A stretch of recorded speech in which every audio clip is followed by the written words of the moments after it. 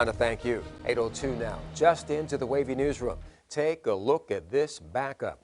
Hundreds of drivers have been stranded on I-95 after winter weather conditions rolled in yesterday. Snow filled and froze some roads and left drivers stuck for, in some cases, 12 hours or more.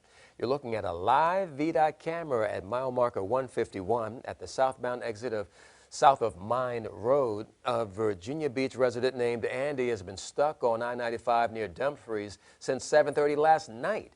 He says he wants to know when traffic is going to get moving because he's concerned for those around him.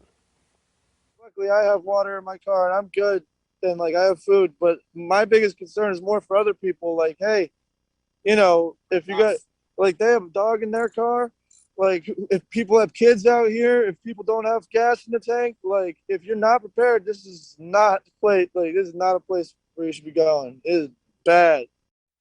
Sounds pretty frightening to be stuck that long. Now, fortunately for Andy, he filled up his tank before he left Northern Virginia. At this time, no injuries have been reported, and we'll continue to monitor this incident and keep in touch with Andy throughout the day. And look for updates over on wavy.com.